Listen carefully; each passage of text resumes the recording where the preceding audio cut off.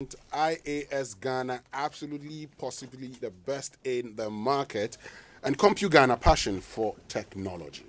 All right, let's get started. What have you got, George? I start with the Ghanaian Times, and it says 2022 budget statement: government to spend 137 billion Ghana cedis next year. Also, Parliament does not respond to hardship, budget does not respond to hardship of a Ghanaian. So says the minority in Parliament, and also Friata Business and Financial Times. Before I get to the Business and Financial Times, let me get to the New Crusading Guide. And the New Crusading Guide this morning says, Ajinkwa budget to build sustainable entrepreneurs. Finance Minister court dismisses suit against Akwe family, and Deputy Lands Minister cautions illegal gold dealers. That's George Mrekuduka. In 2022 budget to create more wealth and jobs, according to Razak Kojo Poku. Let's go to the Business and Financial Times, and Oforiatta presents a bittersweet budget for 2022. New 1.75% has been slapped on electronic transactions.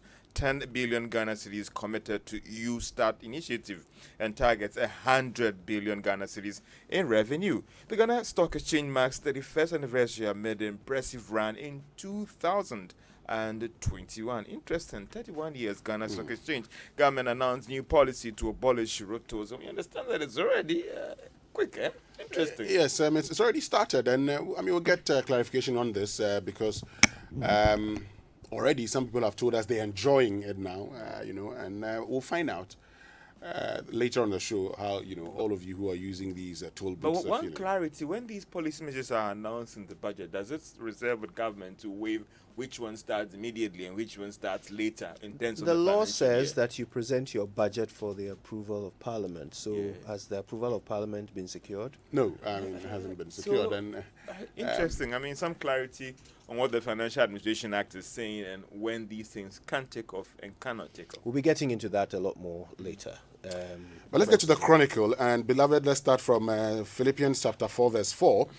And it says that, rejoice in the Lord always. Again, I will say, rejoice. Rejoice in the Lord always. Again, I will say, What are we rejoicing rejoice. about, Winston? Joyride for Kaswa Tema commuters as government orders removal of all toll booths.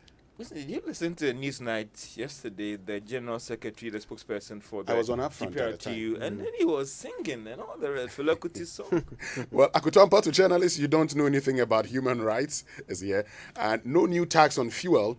Budget not responsive to issues affecting Ghanaians. That's according to the minority. And the back page of the Chronicle, Qatar World Cup 2022 qualification. Who's in, who's out, and who's in the playoffs? Well, Cristiano Ronaldo would have to settle for a playoff before qualifying for the World Cup. Imagine. Let's do the daily guidance. So sues the IGP after dodging court. Interesting to have found him yesterday in Parliament. We thought he was out of the country. And there's another story. The daily guy says road toll abolish, e-levy takes over as Momo hits 500 billion Ghana cedis. Accra contributes 90% of tax revenue. Another interesting thing. Is it because all the businesses are established here in Accra? That's why.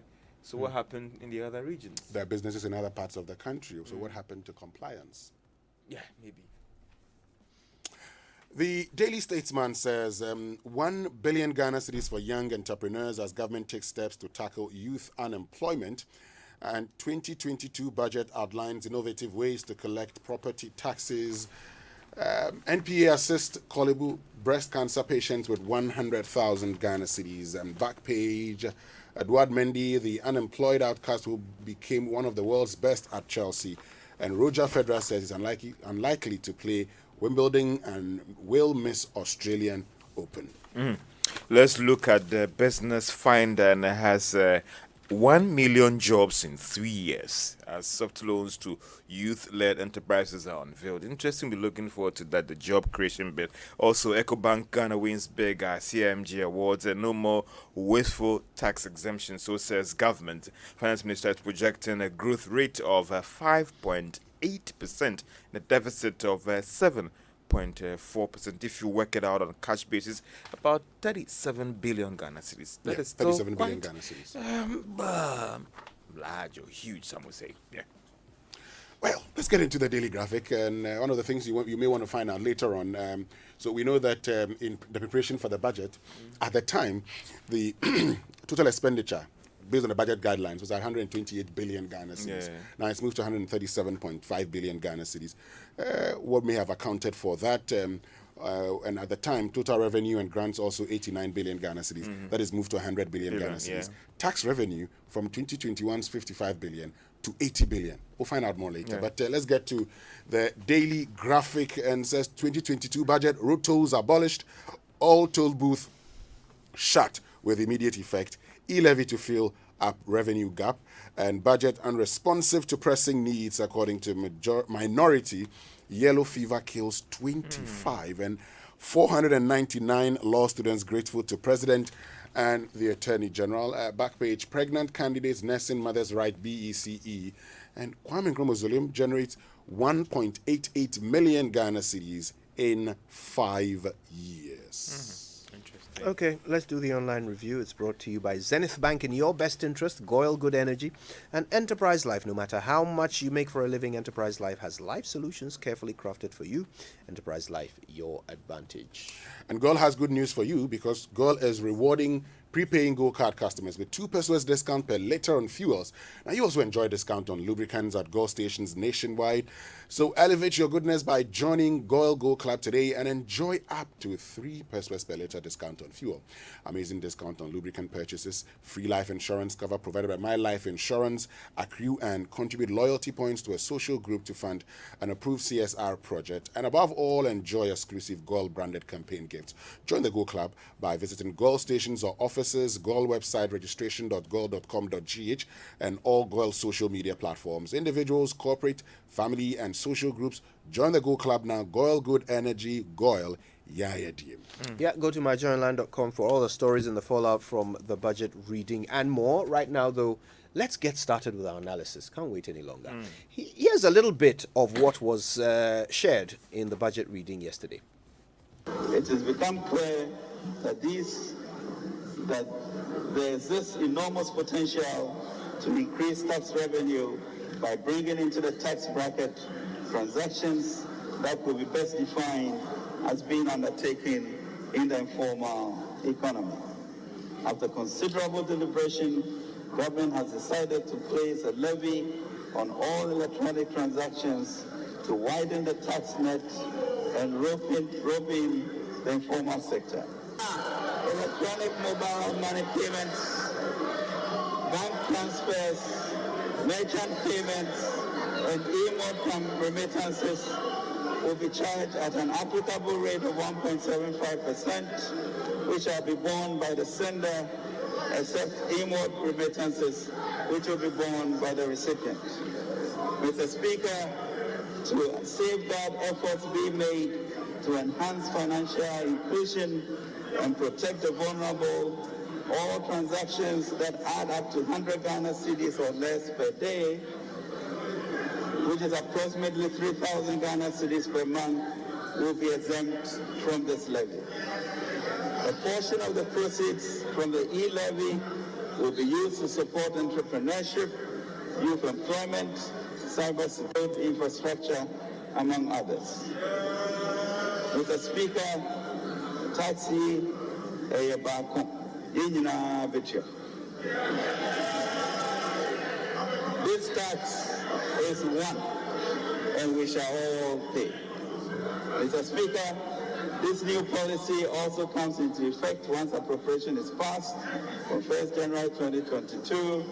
Government will work with all industry partners to ensure that their systems and payment platforms are configured to implement this policy. And they will make money from there. Okay, so let's start from this, okay? There's a lot that he said, but let's start with this.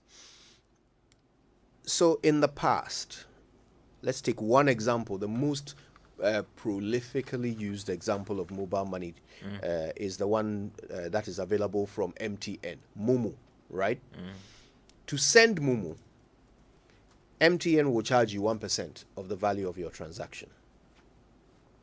The government is saying they are now going to charge 1.75% of the value of that transaction as a tax. So MTN will charge you 1%, government will charge you 1.75%. So it will cost you 2.75% of the transaction to send mobile money. So if you are sending 5,000 Ghana cedis to somebody, 5 grand, in the past it would have cost you 50 Ghana cedis, 1%. It will now cost you 137 cedis and 50 pesos to send 5,000 cedis, if this is approved by Parliament. So that's it. That's the picture. I think that yesterday, when the chair of the Parliament Finance Committee on Newsnight, we sought to get some clarity on this thing and how it should be applied. I mean, he was saying that we should wait for whether the fine details will be presented later by the Minister of Finance. But I think that some clarity is needed here about how this is going to be applied, whether per transaction, because in one breath you heard the minister saying that if you do a transaction up to 100 Ghana cedis and a month 3,000, you'll not be exempted. What does it mean then? It means that it's no longer per transaction? Well, Or so what? the fine details will be presented by the Ghana Revenue. I mean, after everything, when the Ghana Revenue Authority is issuing these directives to us, they'll be telling But us. it's needed as soon as possible. You will address get this it because ambiguity. it's going to take effect on the 1st of January. Yeah. But I mean, I think the most important thing also is for you to look at lessons from other parts of the African continent, because this is not the first time. Yeah. And if you look at the literature, it would tell you that because, I mean, COVID-19 and its effect on revenue generation has led many African governments to consider other ways of generating revenue.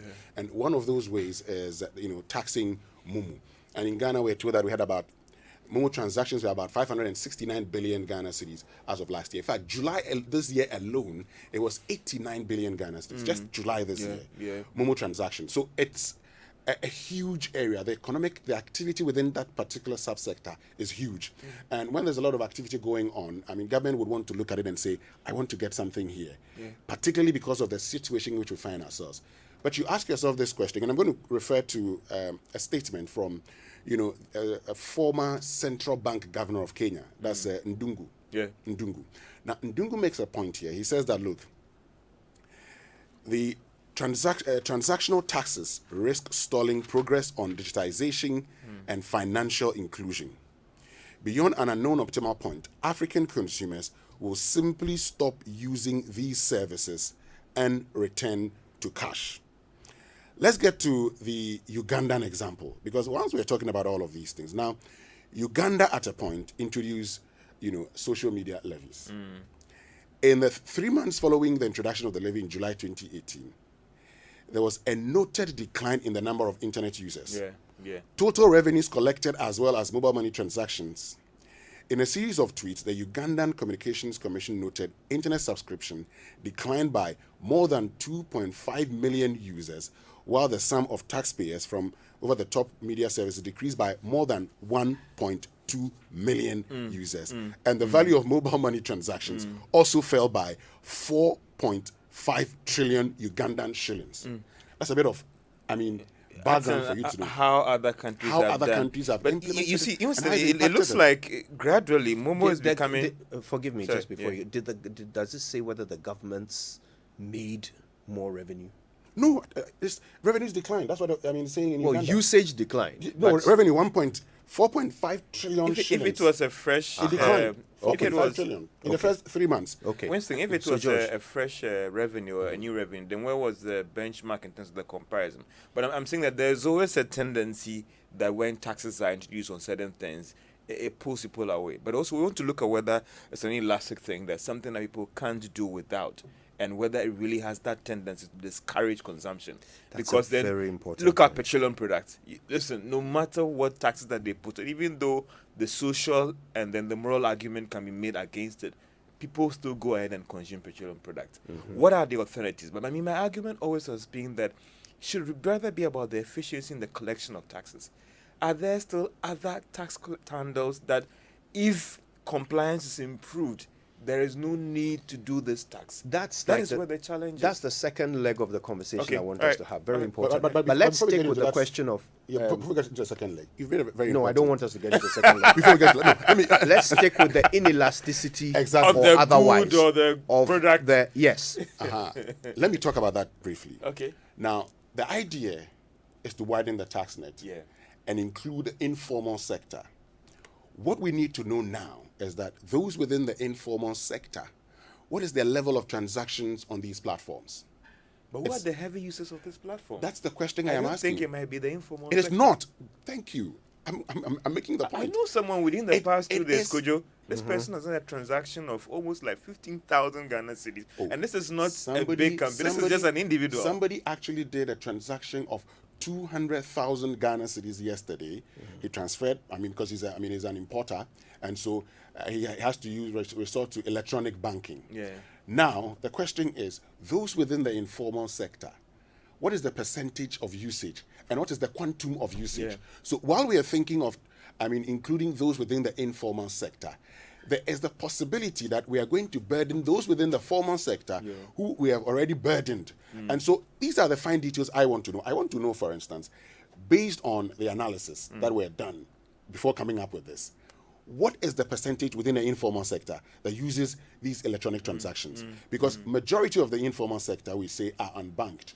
And so when it comes to electronic banking, for instance, it will be within the formal sector. When it comes to huge transactions, it is within the formal sector. So Interesting, yeah. really, how much are we going to get from the informal sector is what I want to understand. So we have to go in just a second. Let me just add this. The whole question is it inelastic? Is the demand for electronic transactions I think gradually inelastic? it's So let's becoming, Kojo. ask ourselves that question. Today, if you cannot do a mobile money transaction, do you have alternatives? We'll talk about it when we come back. Right now, it's time for the BBC News. It's brought to us by Fidelity Bank, believe with us, and Sethi Brothers.